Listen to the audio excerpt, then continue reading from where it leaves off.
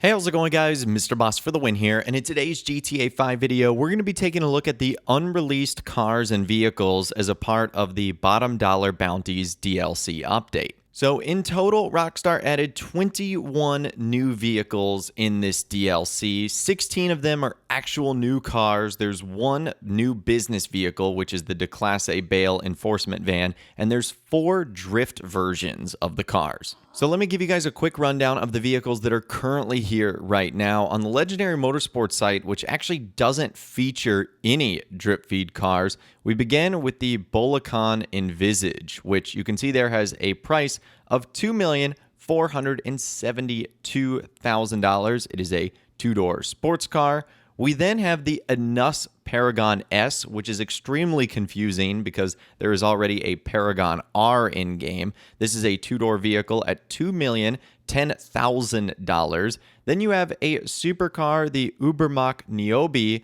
which comes in at $1,880,000. And one of the things that's nice with these vehicles is that if they have some sort of special upgrade like Amani Tech or an HSW add-on, Rockstar will let you know in the description. Followed by the Ennis Euros X32 2-door sports car for $1,499,000. You have the Invetero Coquette D1 for $1,500,000. And last but not least, we have the Overflawed Pipistrello, which is currently only available for GTA Plus members, so I guess you can technically call this a drip feed vehicle. It has a price when it's available to everyone for $2,950,000, but again, right now it is currently free. So some people are able to get their hands on this vehicle, and they are able to get it for free. Others are going to have to wait just a little bit longer in order to get the car. So that's the Legendary Motorsports site. Then we have Southern San Andreas Super Autos, which currently only has one vehicle, and that is the Class A Yosemite 1500 truck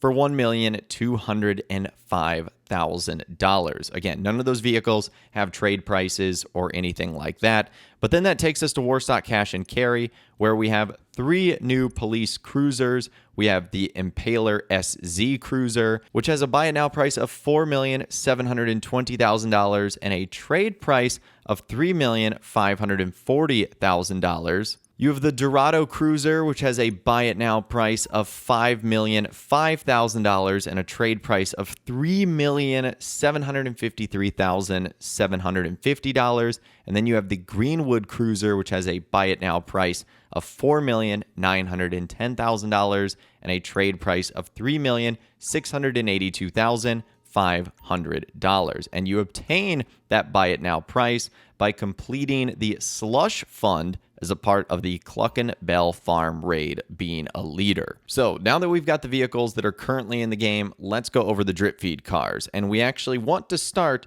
on the Southern San Andreas Super Auto site because that's where the majority of the vehicles are going to be coming from. And we begin with the Canis Castigator, which looks like it's either going to be a 4-door off-road or SUV, sort of small, compact SUV for $1,650,000. We then have the 2-door Vapid Dominator FX for $1,550,000. Arguably, what I think is the coolest one of the bunch is the Pegassi Pizza Boy. This is giving super Vice City vibes. It has a buy it now price of $195,000 and a trade price of $146,250. And what's really cool about this vehicle is going to have its own set of missions. It's called Pizza This Restaurants, are now open for home deliveries. Successfully complete all 5 deliveries while the pizzas are still hot to unlock the trade price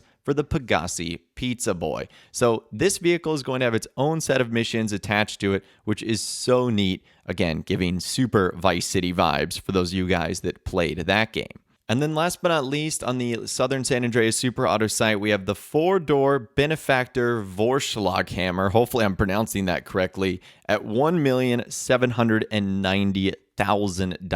And like I mentioned earlier, this vehicle is also going to have its own drift version. So there's 4 cars in total that have drift variants: the Ubermacht Cypher, the Nebula Turbo, and the Sentinel Classic. Those are currently available to have drift version models, and then later on when that vehicle is released, that Vorschlagenhammer is going to have its drift version too. Now, just based on the alignment of the website, it looks like the Castigator will come out next, followed by the Dominator FX, then the Pegassi Pizza Boy, and then last but not least, the Benefactor Vorschlaghammer. And then on Warstock Cash and Carry, there is 2 more police vehicle variants that we're going to be able to get our hands on. The first is a police car version of the Dominator FX, which has a buy it now price of $4,950,000 and a trade price of $3,712,500. And then we have a cruiser version of the Impaler LX, which has a buy it now price of $4,800,000 and a trade price of $3,600,000. So those police vehicles are pretty pricey.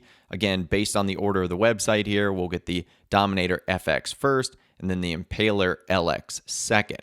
And then I told you guys there wasn't really any new vehicle on Legendary Motorsports site, but this is what the site will look like if you do not have GTA Plus once the overflawed Pipistrello arrives. Again, coming in at just under $3 million for this incredibly cool hypercar. And on top of all of that, Rockstar Games has added 117 new liveries to the following vehicles. In total, the Drift Cypher, the Drift Euros, the Drift Futo GTX, the Drift Jester, Drift Nebula Turbo, Drift Remus, Drift Sentinel Classic, Drift Tampa, Drift Yosemite, Drift ZR350, the Growler, the Shinobi, and the Tropos Rally. So if you have any of those vehicles, I would recommend taking them to a custom shop, seeing if there's new liveries to add. Some of them might be drip feed, so they might not quite be available yet, but it looks like Rockstar Games has definitely added a ton for some of the new vehicles and even existing ones, which is really cool. So it's a little bit strange. I know there isn't a ton of unreleased vehicles in this update. Rockstar seemingly did things in reverse, giving us a lot of the cars on day one, which is awesome, but that means we don't really have a lot to look forward to in terms of vehicles over the next couple of weeks and months. Good thing this update is packed with a ton more content that we'll discuss in future videos that we can expect, again, over the next couple of weeks and months, holiday season, etc. But let me know, of the unreleased vehicles that we looked at in this video today, which one are you the most excited about? I'd love to hear from you guys in those comments down below. If you guys did go on to enjoy this video, though, a like rating would, of course, be awesome. And be sure to subscribe to my YouTube channel if you are new, or you want to stay up to date on all the bottom dollar bounty DLC videos that we'll be doing.